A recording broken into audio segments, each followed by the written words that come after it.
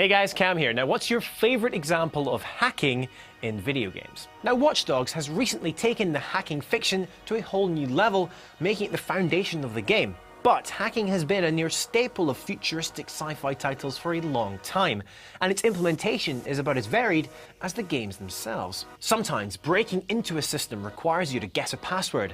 Other times it's all about taking over nodes in a computer, and then on occasions it's about directing metallic liquid through pipes. Yeah, I don't know why either. But which game does it best? Or worst? And do any of them resemble real-life hacking?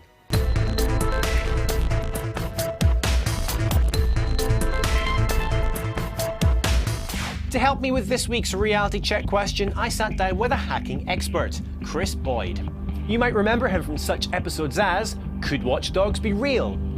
And this one. He's a computer security researcher and malware intelligence analyst for Malwarebytes, and knows a thing or two about hacking in games. Hell, he even once identified a significant vulnerability in the Steam client and gave Valve the heads up. Top man.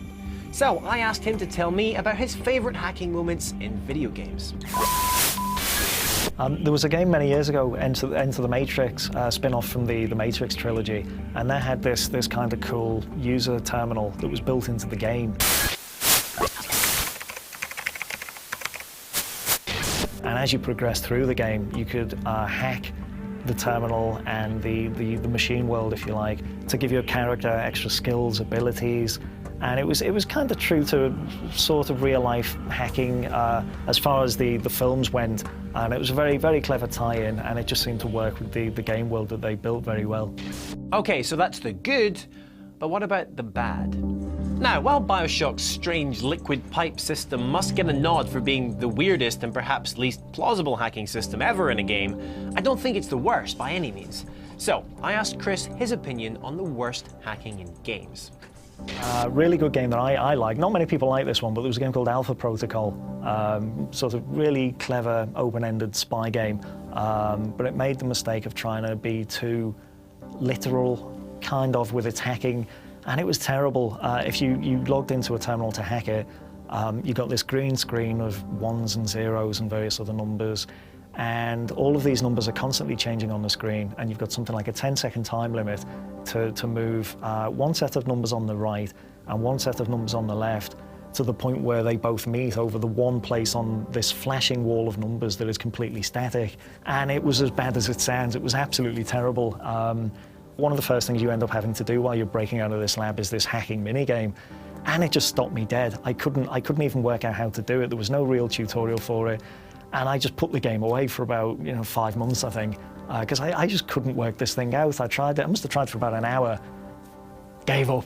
And it was only after I went back and forced myself to get through this awful minigame that the rest of this game opened out. It was wonderful, but I've never seen a game so very nearly scuppered completely by this one terrible 10-second minigame.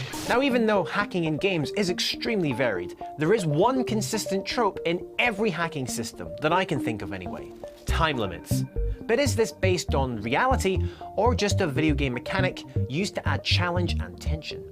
To some degree, yeah. I mean, in the games, it's more of an arbitrary, 20-second, 30-second limit, just because you'd be able to sit there and hack all day. In reality, someone goes and breaks into a server. There's a lot of variables that may or may not have a big impact. So they may know that someone is checking this information all the time. There might be a really hot server admin that's always looking at this thing because he's nervous in case someone's trying to break into it. But generally speaking, if you know that this server that you're trying to break into is on the other side of the globe, and you're going to do it when they're all in bed asleep, the system's going to pick it up, but there might not be someone at the other end watching it in real time. But more of a concern for people more than time limits is just trying to get in and out without being noticed at all. It doesn't really matter if they spend a little bit of time in there or a lot of time, as long as they know how to cover the tracks and make it look like there was nobody there. That's really the ultimate objective.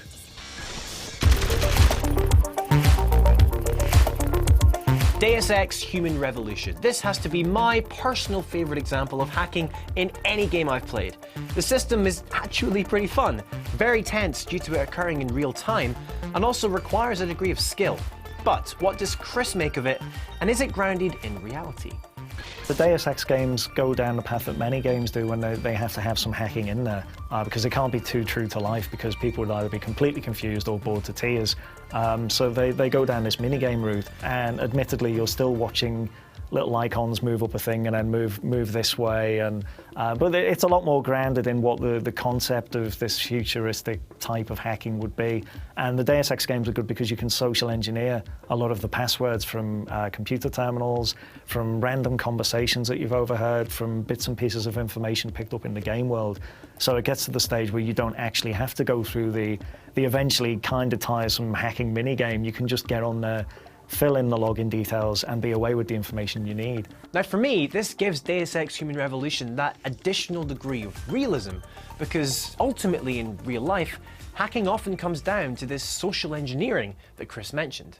In the real world, the best way to gain access to a server, say, is always to get hold of genuine login details. This is often achieved by simple things like phishing emails.